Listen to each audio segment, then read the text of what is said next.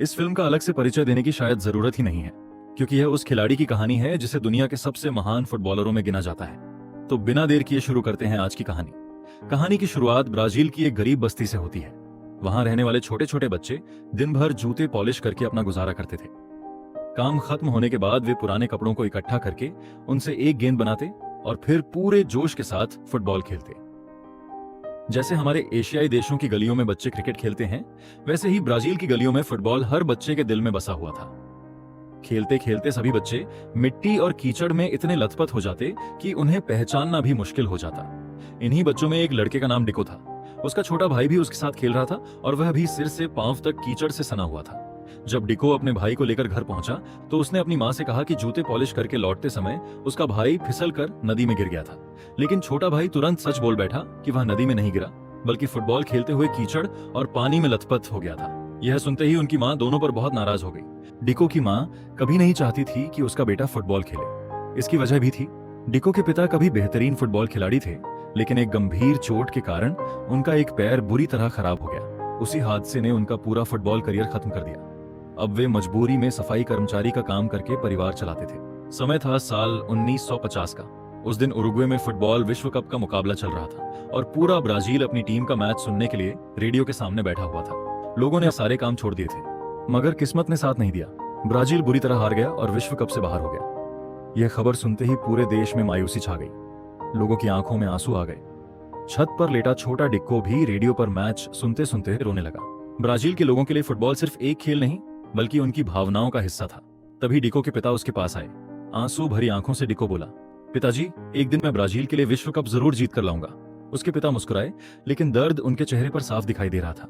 उन्होंने कहा, मुझे पता है कि तुम अच्छा फुटबॉल खेलते हो, लेकिन मैं चाहता हूं कि तुम अपनी मां की बात मानो और फुटबॉल से दूर रहो। आज की हार ने उनके दिल का पुराना जख्म फिर से ताजा कर दिया था। अगली सुबह डिको अपनी मां के साथ सफाई का काम करने चला गया। दोनों एक बड़े घर की रसोई साफ कर रहे थे। तभी घर के अंदर से किसी ने उसकी मां को बुला लिया और डिको अकेला रसोई में रह गया। वहां चारों तरफ तरह तरह के स्वादिष्ट खाने रखे हुए थे। काफी देर से भूखा डिको खुद को रोक नहीं पाया। उसने मेज पर रखी एक पेस्ट्री उठाई और जल्दी से खा ली। उसी समय कुछ अमीर घरों के बच्चे वहां आ गए। वे एक ऐसे फुटबॉल टूर्नामेंट की बात कर रहे थे जिसमें छोटे खिलाड़ियों को मौका दिया जाने वाला था। जो बच्चे अच्छा खेलेंगे उन्हें सैंटोस फुटबॉल क्लब में शामिल होने का अवसर मिलेगा। यह सुनकर सभी बच्चे उत्साह से अलग अलग मशहूर खिलाड़ियों का नाम लेने लगे और कहने लगे कि वे उन्हीं की तरह खेलना चाहते हैं। तभी डिको ने आत्मविश्वास से कहा, मैं पेले की तरह खेलना चाहता हूँ। उसकी बात सुनते ही बाकी बच्चे जोर जोर से हंसने लगे और बोले, ये पेले कौन है? डिको ने जवाब दिया, वास्को दा गामा का गोलकीपर। असल में डिको से गलती हो गई थी। उस गोलकीपर का नाम बिले था, लेकिन उसने गलती से उसे पेले कह दिया। यह सुनकर सभी बच्चे उसका मजाक उड़ाने लगे और बोले, आज से हम तुम्हें ही पेले कहेंगे। इतना कहकर उन्होंने गेंद जोर से डिको की तरफ मारी। गेंद जाकर पानी से भरी एक बाल्टी से टकराई और पूरी बाल्टी उलट गई। तभी डिको की मां वहां आ गई। उसने बच्चों से बार बार माफी मांगी। डिको ने समझाने की कोशिश की कि गलती उसकी नहीं थी, लेकिन उसकी मां ने उसे कुछ भी बोलने नहीं दिया, क्योंकि वह उसी घर में काम करती थी। घर से निकलते समय डिको चुपके से उस टूर्नामेंट का एक पर्चा अपने साथ ले आया। बस्ती पहुंचते ही उसने अपने दोस्तों को इकट्ठा किया और कहा, हम भी अपनी टीम बनाएंगे और इस टूर्नामेंट में हिस्सा लेंगे। ये सुनकर उसके छोटे भाई ने डरते हुए कहा, अगर मां को पता चल गया तो वह बहुत गुस्सा करेंगी। डिको ने उसे चुप रहने को कहा। इसके बाद बस्ती के सभी लड़कों ने मिलकर अपनी टीम बनाई और टूर्नामेंट में हिस्सा ले लिया। उसी प्रतियोगिता में वे अमीर घरों वाले बच्चे भी मौजूद थे, जिनसे डिको को इस टूर्नामेंट के बारे में पता चला था। डिको की टीम के एक लड़के ने अपने घर की चादर काटकर सभी खिलाड़ियों के लिए एक जैसी जर्सियां तैयार कर दी। अब टूर्नामेंट शुरू हो चुका था और उनकी टीम का नाम सुलेस रखा गया था। शानदार खेल दिखाते हुए डिको की टीम एक एक मुकाबला जीतती हुई फाइनल तक पहुंच गई। फाइनल में उनका सामना उसी टीम से होना था जिसने डिको का मजाक उड़ाते हुए उसे पेले नाम दिया था। यह नाम सुनते ही डिको का गुस्सा 7वें आसमान पर पहुंच जाता था। डिको की टीम की सबसे बड़ी समस्या यह थी कि किसी भी खिलाड़ी के पास पहनने लायक जूते नहीं थे। इसलिए सभी लड़कों ने मिलकर एक खाद्य गोदाम से मूंगफली के कुछ बोरे चुराए, उन्हें बेच दिया और उन पैसों से पुराने जूते खरीद लिए। लेकिन वे जूते किसी के भी सही नाप के नहीं थे। ऊपर से वे सभी नंगे पैर खेलते आए थे, इसलिए जूते पहनकर खेलना उनके लिए आसान नहीं था। अब उनका मुकाबला द किंग्स टीम से होने वाला था। मैच शुरू होने से पहले उद्घोषक ने माइक पर घोषणा की, सुलेस टीम के कप्तान का नाम पेले। अपना नया नाम सुनते ही डिको फिर से गुस्से से भर गया, क्योंकि उसे यह नाम बिल्कुल पसंद नहीं था। कुछ ही देर बाद फाइनल मुकाबला शुरू हो गया। खेल के दौरान विरोधी टीम के खिलाड़ी बार बार उसे पेले पेले कहकर चिढ़ाते रहे। दूसरी ओर डिको की टीम का प्रदर्शन बिल्कुल अच्छा नहीं चल रहा था। पहले हाफ के खत्म होने से पहले ही उनकी टीम 6 गोल खा चुकी थी और मुकाबला पूरी तरह उनके हाथ से निकलता हुआ दिखाई दे रहा था। पहले हाफ के अंत तक स्कोर 6-0 हो चुका था। ऐसा लग रहा था कि डिको की टीम के लिए अब वापसी करना नामुमकिन है। तभी डिको और उसकी पूरी टीम ने एक फैसला लिया। सभी खिलाड़ियों ने अपने जूते उतार दिए, क्योंकि वे बचपन से नंगे पैर फुटबॉल खेलने के आदी थे। जूते पहनकर वे अपना स्वाभाविक खेल ही नहीं खेल पा रहे थे। जैसे ही उन्होंने बिना जूतों के खेलना शुरू किया, पूरी टीम का अंदाज ही बदल गया। अब वे पहले से कहीं ज्यादा तेज और आत्मविश्वास के साथ खेल रहे थे। देखते ही देखते उन्होंने लगातार गोल दागे और विरोधी टीम के 6 गोलों की बराबरी कर दी। कुछ ही देर में स्कोर 6-6 हो गया। इस मुकाबले में डिको का प्रदर्शन सबसे शानदार था। मैदान के चारों ओर मौजूद लोग उसे पेले पेले कहकर उसका हौसला बढ़ा रहे थे। अब तक लगभग हर कोई उसे इसी नाम से पहचानने लगा था। शुरुआत में विरोधी खिलाड़ियों ने उसका मजाक उड़ाने के लिए उसके असली नाम की जगह पेले नाम से उसका पंजीकरण कराया था, लेकिन अब वही नाम उसकी पहचान बनता जा रहा था। पहली बार डिको को इस नाम से कोई नाराजगी महसूस नहीं हुई, क्योंकि अब हर तरफ उसी नाम की गूंज थी। ये पूरा मैच डिको के पिता भी देख रहे थे। अपने बेटे का खेल देखकर उनकी आंखों में खुशी साफ दिखाई दे रही थी। उन्हें महसूस हुआ कि उनका बेटा फुटबॉल में उनसे भी आगे निकल सकता है। लेकिन यह खुशी ज्यादा देर तक नहीं टिक सकी। तभी वहां वे लोग पहुंच गए जिनके गोदाम से डिको और उसके दोस्तों ने मूंगफली के बोरे चुराए थे। उन्हें देखते ही सभी बच्चे जान बचाकर भागने लगे। भागते भागते डिको और उसका सबसे करीबी दोस्त डिएगो एक नदी पार करके मिट्टी की बनी एक सुरंग में जाकर छिप गए। उसी समय तेज बारिश शुरू हो गई। कुछ ही देर बाद बारिश इतनी बढ़ गई कि सुरंग की छत से मिट्टी गिरने लगी। किस्मत से डिको किसी तरह बाहर निकल आया, लेकिन डिएगो अंदर ही दब गया। जब तक लोग उसे निकालते तब तक उसकी मौत हो चुकी थी। अपने सबसे अच्छे दोस्त को खोने के बाद डिको पूरी तरह टूट गया। उसे लगने लगा कि अगर वह उस दिन वहां नहीं जाता तो डिएगो आज जिंदा होता। वह रोते हुए अपनी मां के पास पहुंचा। उसकी मां ने उसे गले लगा लिया और समझाया कि कुछ हादसे इंसान के बस में नहीं होते। जो होना लिखा होता है वह किसी न किसी तरह होकर ही रहता है, इसलिए खुद को दोष देकर पूरी जिंदगी दुखी नहीं रहना चाहिए। रोते रोते डिको बोला, मां, अब मैं एक अच्छा बच्चा बनना चाहता हूं। मैं रोज स्कूल जाऊंगा, पढ़ाई करूंगा और आज के बाद कभी फुटबॉल नहीं खेलूंगा। उस घटना के बाद डिको सचमुच बदल गया। वह नियमित स्कूल जाने लगा और अपने पिता के साथ सफाई का काम भी करने लगा। उसने फुटबॉल से पूरी तरह दूरी बना ली, लेकिन उसके पिता ऐसा बिल्कुल नहीं चाहते थे। उन्होंने अपनी आंखों से अपने बेटे की प्रतिभा देखी थी और वे जानते थे कि फुटबॉल ही उसकी असली पहचान है। एक दिन वे डिको को घर के पीछे लगे आम के पेड़ के पास ले गए। उन्होंने कहा, जब मैं खेलना सीख रहा था तब इसी पेड़ के आमों से अभ्यास करता था। कच्चे आमों पर जोरदार शॉट लगाता था और पके आमों से गेंद का संतुलन बनाना सीखता था। असल में वे डिको को दोबारा मैदान में उतारना चाहते थे। शुरुआत में डिको ने कोई दिलचस्पी नहीं दिखाई, लेकिन धीरे धीरे उसने फिर से अपने पिता के साथ आमों से अभ्यास करना शुरू कर दिया। समय बीतता गया और अब डिको 13 साल का हो चुका था। एक दिन उसके घर एक व्यक्ति आया। वह सैंटोस फुटबॉल क्लब का मैनेजर था। उसने डिको की प्रतिभा को पहचान लिया और उसे क्लब में शामिल होने का मौका दिया। अब डिको ने सैंटोस क्लब के लिए खेलना शुरू किया, लेकिन शुरुआत उसके लिए आसान नहीं थी। बाकी खिलाड़ियों के मुकाबले उसका प्रदर्शन बहुत कमजोर था। वह खुद भी अपनी खराब खेल से परेशान रहने लगा। आखिरकार उसने सोच लिया कि शायद फुटबॉल उसके बस की बात नहीं है। उसने क्लब छोड़कर घर लौटने का फैसला कर लिया। वह रेलवे स्टेशन पहुंच चुका था और घर जाने वाली ट्रेन का इंतजार कर रहा था। तभी वहां क्लब के सदस्य और पूर्व फुटबॉलर डे ब्रिटो उसके पास आए। उन्होंने पूछा, कहां जा रहे हो? डिको ने जवाब दिया, घर वापस जा रहा हूं सर। मैं यहाँ बाकी लड़कों जैसा नहीं खेल पा रहा। अगर यहीं रुका रहा तो कुछ हासिल नहीं होगा। बेहतर है घर जाकर पढ़ाई करूं, वरना मुझे फिर से अपने पिता के साथ सफाई का काम करना पड़ेगा। डे ब्रिटो मुस्कुराए और बोले, तुम्हारा खेलने का तरीका भले पुराना लगता हो, लेकिन यही तुम्हारी सबसे बड़ी ताकत है। फिर उन्होंने उसे एक खास बात समझाई। उन्होंने बताया कि जब अफ्रीकी मूल के लोगों पर गुलामी का दौर था, तब उन्होंने अपनी संस्कृति और मार्शल आर्ट की कई तकनीकों को बचाकर रखा। इन्हीं तकनीकों से आगे चलकर जिंगा नाम की शैली विकसित हुई। बाद में यही लय, संतुलन और शरीर की लचक फुटबॉल में भी शामिल हुई, जिसने ब्राजील के खेल को दुनिया से अलग पहचान दी। लेकिन 1950 विश्व कप में हार के बाद लोगों ने मान लिया कि शायद इसी जिंगा शैली की वजह से ब्राजील हार गया। इसलिए धीरे धीरे खिलाड़ियों ने इस अंदाज को छोड़ना शुरू कर दिया। डे ब्रिटो ने डिको से कहा, लेकिन तुम्हारे खेल में आज भी जिंगा जिंदा है। तुम इस शैली को सबसे बेहतर तरीके से खेलते हो। शायद तुम्हारा कोच इसे पसंद नहीं करता है, इसलिए तुम खुद को बदलने की कोशिश कर रहे हो। फिर उन्होंने डिको के सामने 2 रास्ते रखे। पहला रास्ता, अपने असली खेल पर भरोसा करो और दुनिया को दिखा दो कि तुम क्या कर सकते हो। दूसरा रास्ता, कुछ ही देर में ट्रेन आएगी, उसमें बैठो और हमेशा के लिए घर लौट जाओ। फैसला तुम्हें करना है। इतना कहकर डे ब्रिटो वहां से चले गए। कुछ देर बाद ट्रेन प्लेटफॉर्म पर आ गई, लेकिन इस बार डिको उसमें नहीं चढ़ा।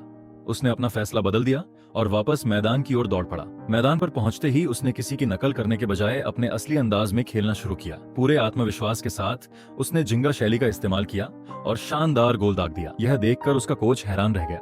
उसने डिको को बुलाया। डिको घबराकर बोला, सॉरी सर, अब दोबारा ऐसा नहीं होगा। लेकिन कोच ने मुस्कुराते हुए कहा, नहीं, इसे फिर से करके दिखाओ। अब डिको ने खुलकर अपना खेल दिखाया। उसने जिंगा शैली में एक के बाद एक बेहतरीन मूव्स और कई शानदार गोल किए। उसका खेल देखकर कोच पूरी तरह प्रभावित हो गया। जो लड़का अभी तक यूथ टीम में भी जगह नहीं बना पाया था, उसे सीधे प्रोफेशनल टीम में शामिल कर लिया गया। सिर्फ 15 साल की उम्र में डिको ने सैंटोस क्लब को लगातार कई मुकाबले जिताए। उसके गोलों ने क्लब को नई पहचान दिलाई और धीरे धीरे पूरे देश में उसकी चर्चा होने लगी। हालांकि अब लोग उसे उसके असली नाम से नहीं बल्कि पेले के नाम से जानते थे। समय आगे बढ़ा और अब साल 1958 आ चुका था। विश्व कप का समय था। उस वक्त डिको सिर्फ 16 साल का था। जब ब्राजील की राष्ट्रीय टीम के खिलाड़ियों के नाम घोषित किए जा रहे थे, तो सबसे आखिर में जिस खिलाड़ी का नाम लिया गया वह था डिको। यह खबर सुनकर उसकी खुशी का ठिकाना नहीं रहा। उसके पिता भी अपने बेटे पर गर्व महसूस कर रहे थे, लेकिन उन्होंने डिको से कहा, बेटा, ब्राजील के लोगों का फुटबॉल पर भरोसा लगभग टूट चुका है। पिछली हार ने सबका दिल तोड़ दिया था। अब तुम्हारे कंधों पर बहुत बड़ी जिम्मेदारी है। मैंने तुम्हारे अंदर ऐसी प्रतिभा देखी है जो शायद मेरे अंदर भी नहीं थी। जब मैं खिलाड़ी था तब मैं भी जिंगा शैली में खेलना चाहता था, लेकिन एक निर्णायक पल पर मेरे मन में डर और संदेह आ गया। उसी एक पल की हिचकिचाहट ने मुझे गंभीर चोट दे दी और मेरा करियर खत्म हो गया। इसलिए याद रखना, अपने खेल पर कभी शक मत करना। कभी भी किसी फैसले को लेकर दो मन मत होना। पूरे दिल और पूरे भरोसे के साथ फुटबॉल खेलना। डिको ने मुस्कुराकर कहा, मैं समझ गया पिताजी। इसके बाद उसके पिता ने उसे एक जर्सी उपहार में दी। जर्सी के पीछे पेले लिखा हुआ था। डिको हैरानी से बोला, लेकिन पिताजी, इस पर पेले क्यों लिखा है? यह तो मेरा नाम नहीं है। उसके पिता ने जवाब दिया, जब लोग तुम्हें जिंगा शैली में खेलते देखते हैं तो तुम्हें इसी नाम से पुकारते हैं। यही नाम अब तुम्हारी पहचान बनने वाला है। इसके बाद डिको अपने पिता से विदा लेकर ब्राजील की राष्ट्रीय टीम में शामिल होने के लिए रवाना हो गया। राष्ट्रीय टीम के साथ अभ्यास शुरू होने से पहले कोच ने उसे साफ शब्दों में चेतावनी दी, अंतरराष्ट्रीय मुकाबलों में तुम जिंगा शैली का इस्तेमाल नहीं करोगे। क्लब फुटबॉल में यह तरीका चल सकता है, लेकिन विश्व कप जैसे बड़े मंच पर बिल्कुल नहीं। पिछली बार ब्राजील इसी अंदाज की वजह से हार चुका है। असल में 1950 की हार का डर अब भी सभी के मन में था, इसलिए कोच नहीं चाहता था कि कोई खिलाड़ी जोखिम उठाए। लेकिन अभ्यास मैच शुरू होते ही डिको ने कोच की बात नहीं मानी। उसे अपने पिता की सीख याद थी। उसने पूरे आत्मविश्वास के साथ फिर से जिंगा शैली में खेलना शुरू कर दिया। इसी दौरान उसके घुटने में गंभीर चोट लग गई।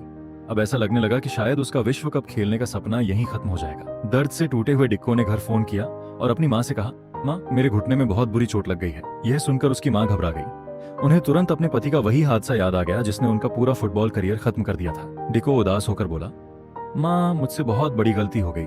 मुझे शायद फुटबॉल छोड़कर पढ़ाई ही करनी चाहिए थी।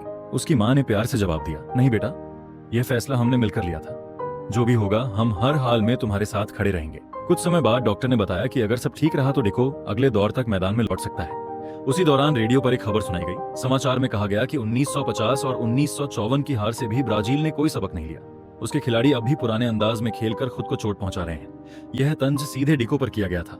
कोच यह खबर सुनकर नाराज तो हुआ, लेकिन उसने डिको से कुछ नहीं कहा। कुछ ही दिनों बाद विश्व कप शुरू हो गया। मैदान में उतरने से पहले डॉक्टर ने डिको को चेतावनी दी, अपने घुटने का ध्यान रखना। अगर इसे दोबारा चोट लगी तो शायद तुम आगे एक भी मैच नहीं खेल पाओगे। डिको ने यह बात गंभीरता से ली और शुरुआत में बहुत संभल कर खेला। ब्राजील लगातार मुकाबले जीतता हुआ सेमीफाइनल तक पहुंच गया। अब उसका सामना फ्रांस से था। पहले हाफ तक दोनों टीमें 1-1 की बराबरी पर थीं। हाफ टाइम के दौरान डिको अपने साथी खिलाड़ी जोसे के पास गया। पहले जोसे ने कहा था कि वह घायल है। डिको बोला, अगर तुम्हारा पैर ठीक है तो खुलकर खेलो। सच कहूं तो मैं तुम्हारी तरह अच्छा खिलाड़ी भी नहीं हूं। जोसे मुस्कुराया और बोला, समस्या मेरे पैर में नहीं है, मेरे मन में है। मैं हमेशा यूरोपियन खिलाड़ियों जैसा बनना चाहता था, लेकिन आज मुझे एहसास हुआ कि मैं सबसे पहले एक ब्राजीलियन हूं। फिर उसने डिको की तरफ देखते हुए कहा, याद है जब तुमने पहली बार जिंगा शैली में खेलकर सबको चौंका दिया था? आज हमारी टीम को उसी खेल की जरूरत है। ये शब्द सुनते ही डिको का आत्मविश्वास वापस लौट आया। दूसरे हाफ में उसने बिना किसी डर के अपने असली अंदाज में खेलना शुरू कर दिया। कुछ ही देर बाद उसने शानदार गोल दाग दिया। पूरा स्टेडियम तालियों और नारों से गूंज उठा। ब्राजील के खिलाड़ियों का हौसला कई गुना बढ़ गया। इसके बाद डिको ने अपने बेहतरीन खेल से लगातार 2 और गोल किए। स्कोर 4-1 हो गया और ब्राजील ने फ्रांस को हराकर फाइनल में अपनी जगह पक्की कर ली। इस ऐतिहासिक जीत का सबसे बड़ा श्रेय डिको को दिया गया।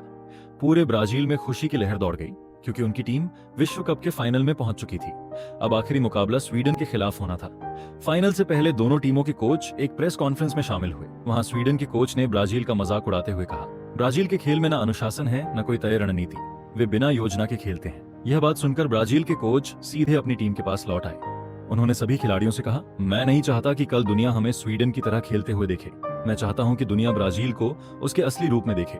हमारा असली खेल झिंगा है। मुझे नहीं पता कि हम जीतेंगे या हारेंगे, लेकिन मैं इतना जरूर चाहता हूं कि हम पूरी दुनिया को ऐसा फुटबॉल दिखाएं जिसे लोग हमेशा याद रखें। अगले दिन विश्व कप का फाइनल शुरू हुआ। स्वीडन की पूरी टीम की नजर सिर्फ एक खिलाड़ी पर थी, पेले।